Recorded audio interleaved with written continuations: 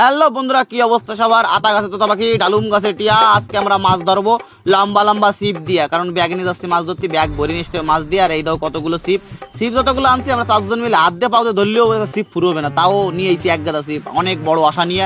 আর জল হওয়ার কথা হলো হাঁটু অব্দি হয়ে গেছে, সে মাজা অব্দি, কিন্তু কিছু করার নাই। তাও চলে আসলাম অনেক বাধা বিঘ্ন অতিক্রম করিয়া।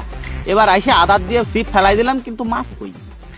মাছ কই? খাবে এক সময় না এক সময় ঠিক খাবে, কিন্তু এই খাবে ভাবতে আমার চুল মূল আলোয় ঝালোয় একাকার অবস্থা, কিন্তু মাছের ঠুকানির নাম নাই। মাছ বাধা তো দূরে থাক, ঠুকানির নাম নাই। আবার কালকে বলে যত লোকে মাছ ধরছিল, আসলে বৃষ্টি হয়েছে তো এই জন্য জলমল সব বাড়িয়ে গেছে, মাছ আর খাচ্ছে না। এবার চলে আসলাম লোকের পুকুরের মধ্যে ছিপ ফেলা নিয়ে, কারণ মাছ ধরে না নিয়ে যেতে মান সম্মান থাকবে না। তাই ভয়টাইরে লাভ নাই, লোকের পুকুরের মধ্যে ছিপ খান ফেলাই দিলাম। কারণ আসছে কি কদিন লোকের পুকুরে মাছ ধরি না, কিন্তু বড় কথা পুকুর সব মিশিয়ে গেছে, বিল পুকুর সব এক হয়ে গেছে। ওই জন্যই দিলাম, দেখা যাক এনে খাই কি না খাই, কপাল পরীক্ষা আমার একখানা।